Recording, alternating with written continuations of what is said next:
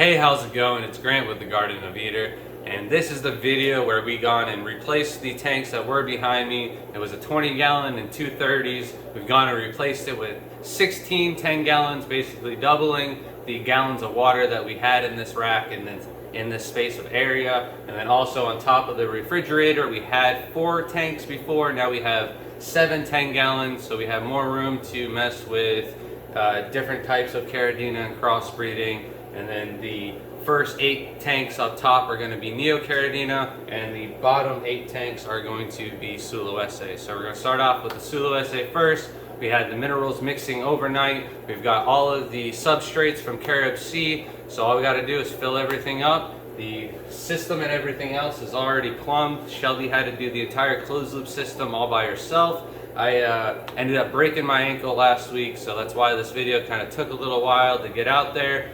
She stepped up and did all of the painting, the trim, the silicone was done with her, and my buddy Eddie came to help out real quick.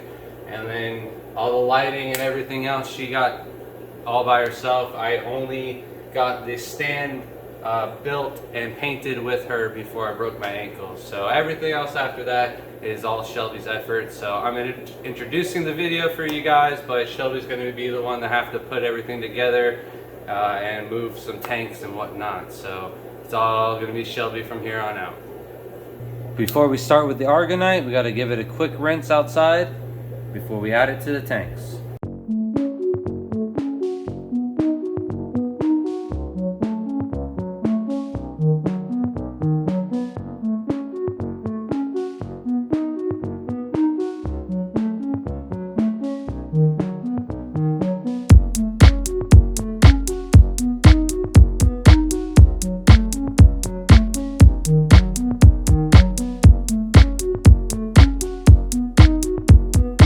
Alright, so the first layer is down. It is like a mixture of Argonite and crushed coral. It's got a bunch of tiny little seashells that Shelby really likes. And we decided to only do about 2-inch layer instead of 3 inches like we used to do in the past. We're doing 10-gallon tanks instead of larger tanks, and we are going to do more frequent water changes with these than we've done in the past. We kind of kept things so traditional with our other tank and didn't want to change anything because not very many people have been breeding the same colony of Sulawesi shrimp for 7 years now in the United States. So we were really like iffy on trying to change anything up. So this is going to be us moving on and testing out new things. So we're going to keep our old method still going with our other tank. However, we're trying new things with these smaller tanks so we can try multiple different types of shrimp and basically do more species in a smaller space.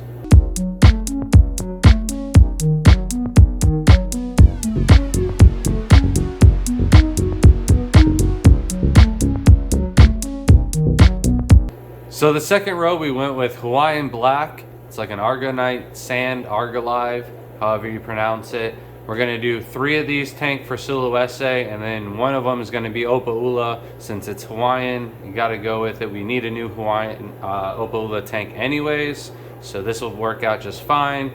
And then all we got to do now is fill up the tanks with some Sulawesi mix and RO water. Alright, so we got our trash can with RO water already pre-mixed with our Sulawesi 8.5. This is from Salty Shrimp. We mixed these minerals the night before. It's super cloudy. It looks like milk in the trash can.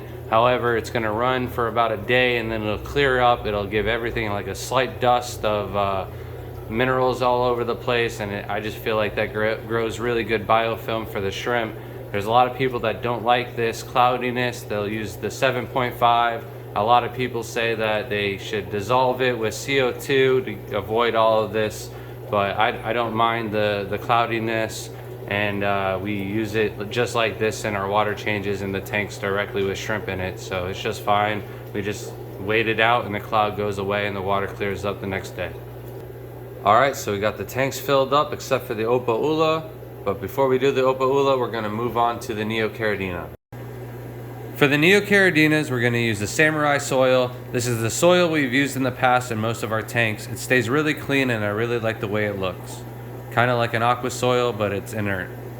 Now these 2 tanks are going to go on the rack and above the fridge. There are Neocaridina and Caridina how-to video tanks, so we're going to keep those going, and we have a terrarium that's going to go in this place with the dart frogs. Alright, so we got the Neocaridina tank off the counter onto the rack. We're filling it up first with water because there's already shrimp in it. We just got tap water with a little bit of shrimp prep to remove the chlorine. We're going to fill up this row first and then get the top row filled up after that.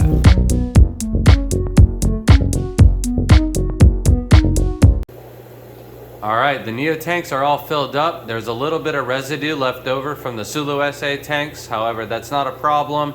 It's all KH and GH minerals anyways, and it'll clear up before tomorrow. We got the filters running to help it clear up a little bit faster. Now we got to get the Caridina tank drained off the counter, move it up top over here, and then we'll start filling up all of the Caridina tanks on top of the fridge. For the Caridina, we're going to use the Florin Volcanic Rio Oscuro Fine. I use the fine or extra fine the most in most of my tanks. I really like the way the substrate buffers, and it has lasted us almost 5 years in some of our tanks.